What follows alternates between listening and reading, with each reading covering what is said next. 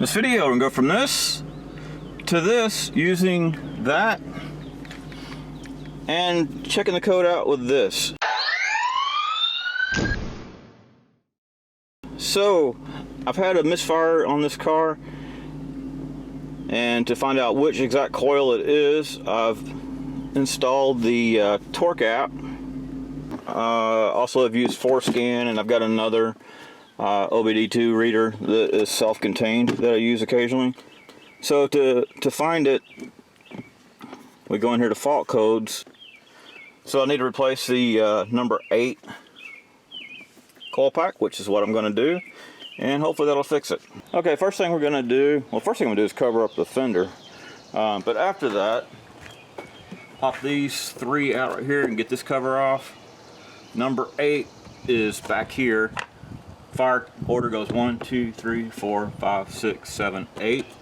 So again, 8 is back here. So I'm going to take this off, and I'm going to get something to cover the fender with too.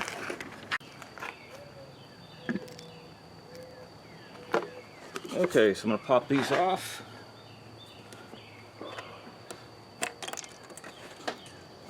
And the first one, I think, hit the ground.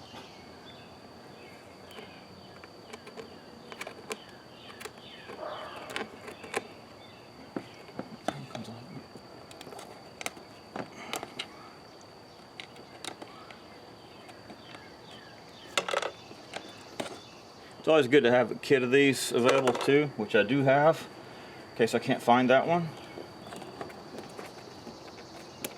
There we go. Okay, so now we got that off. Set it aside. And I got a little jar here to put bolts in. Okay, next is these 7mm bolts that hold the little cover on. Sure, yep, 7mm. And there's 2, 4. Oh, let's go and get this out of the way too. That's been off a few times, and it's missing a couple of these guys, so I'll replace those later. So it's 2, 4, 6, looks like. I thought there was 8. Okay, looks like there's 6. And of course, be real careful not to drop them as you take them out. Oh, they torqued them down large.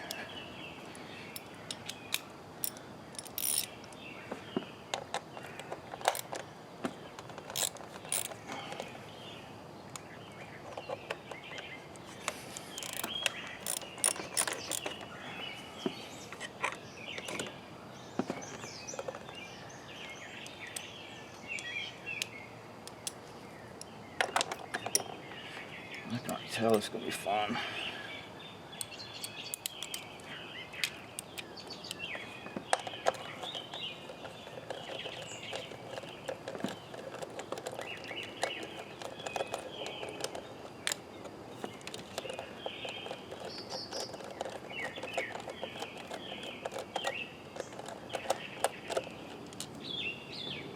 Okay, there's one.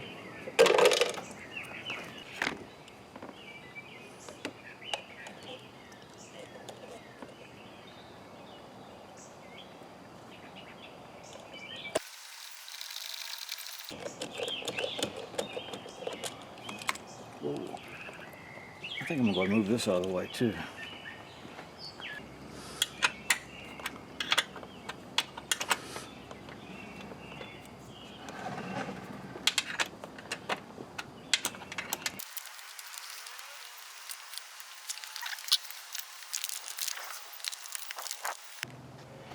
Okay, for these down the bottom, you probably want a swivel, either a swivel socket or a swivel itself. Swivel socket would be great.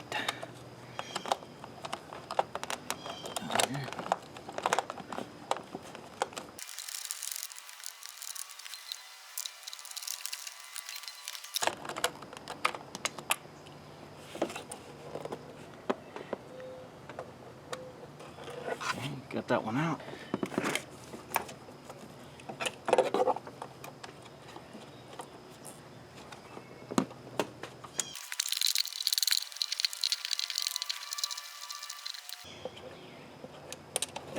Okay, there's number 3, or 4.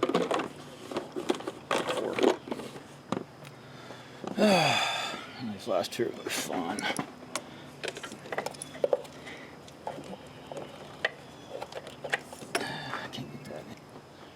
Bringing all my 1/4" draw buddies to this party. Alright, so I'm going to try this on that back one.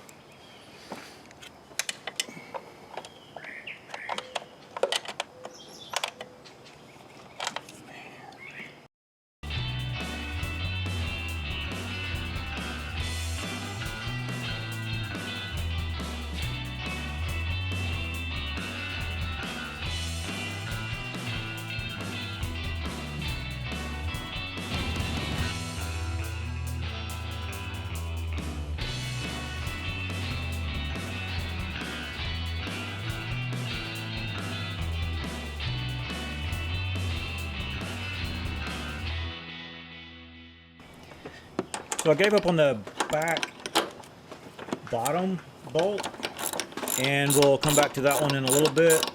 And now I'm working on the center bottom bolt. So I removed the nuts to this bracket to make it a little easier to see it. Make sure that you only remove these two. If you remove the other two, then you just messed up your front end alignment, because that's the strut that mounts to. But for these two, if the other two are tight, you should be fine. Definitely don't drive it that way though. Make sure you put those bolts back on and use thread lock on it.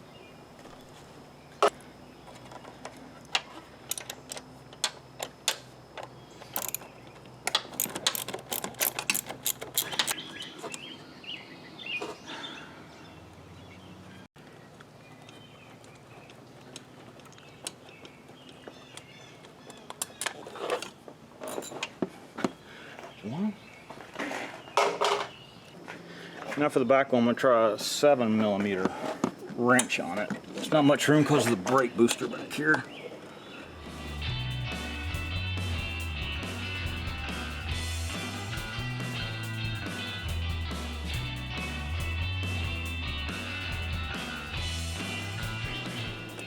There we go, the last one.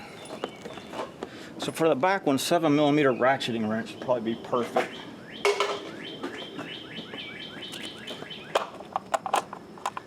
Now the fun part of trying to guide this out of here. It's just not a whole lot of room there.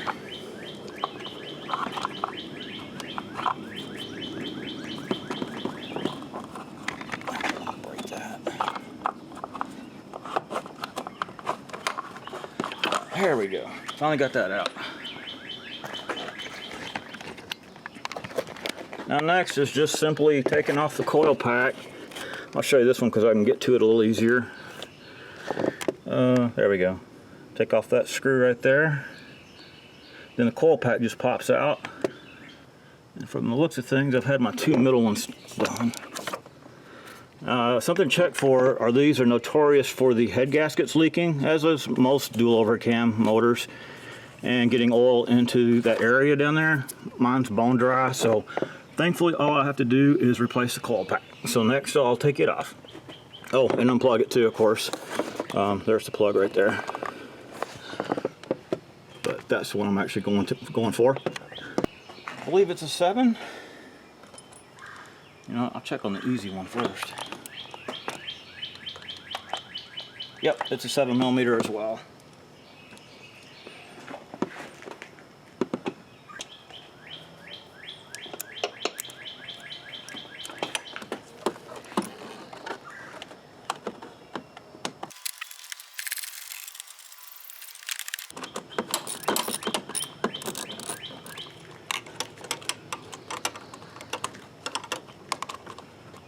Alrighty, got that 7 out.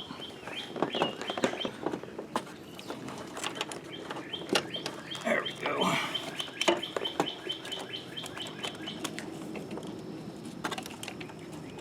Oh, come on. To get it to release, just simply push in right here on this tab. I don't know if you can see it that well. And it quickly releases. And of course, to pull the plug, I like using a swivel socket.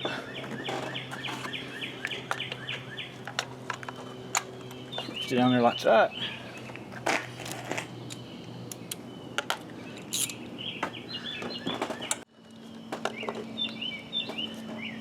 pull it.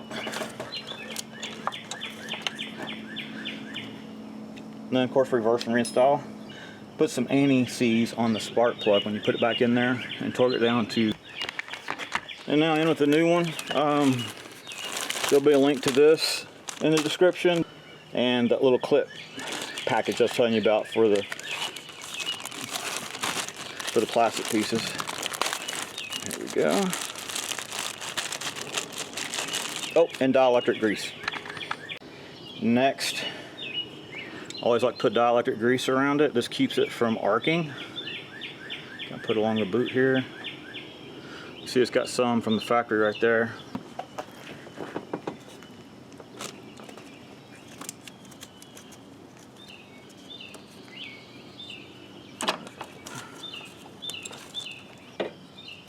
I'm gonna put it in just a little bit and then plug the connector in.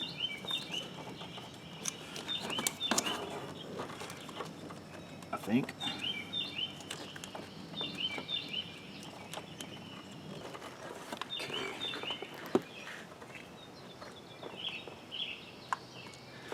Okay.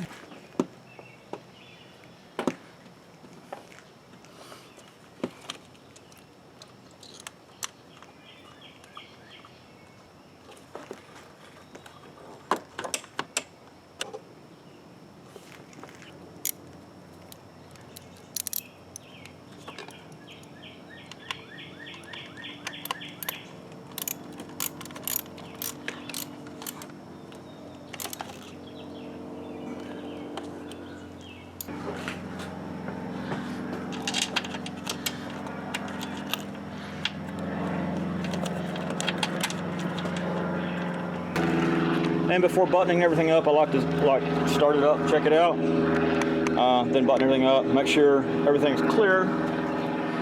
So when the fan kicks on, we're okay.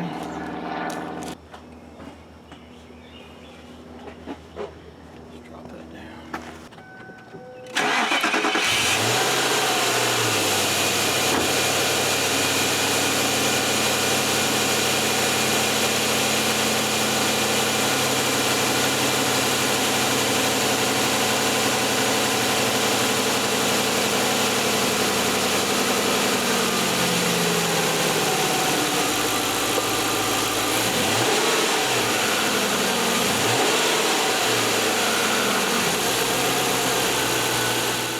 Alright, so I drove it some to test it and all is good. I just need to button it all back up. The motor's hot obviously after I got done test driving it, so let it set, and while I was letting it set, purchased one of these. Hopefully that'll help me out with the back bolts back here. 7mm ratcheting wrench, and also bought a set of these guys. Have ratcheting on both ends. Because if you know from watching any of my videos, I constantly need some ratcheting wrenches. I have a standard set, but I did not have a metric set, so I got that covered now. Alright, so now I need to put those back on. Alright, so putting this piece in back that way.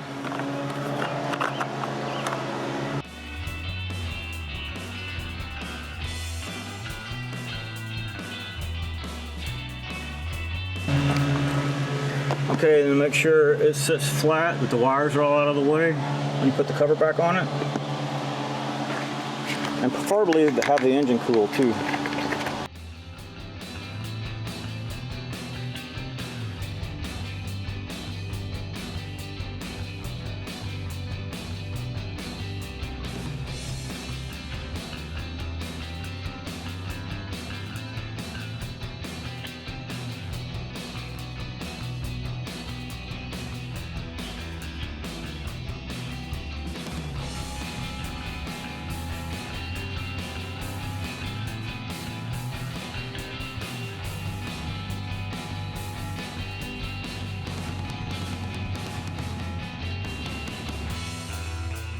So here's the kit I was talking about.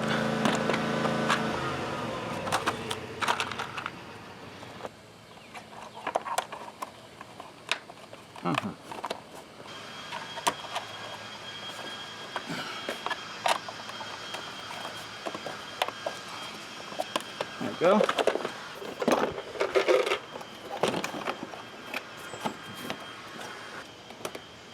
There we go, all done. Thank you for watching. Hope you enjoyed this video. If you did, please select like down there and subscribe to my channel. If you didn't like it, well, subscribe to the channel, maybe you like the next one. Thank you for watching.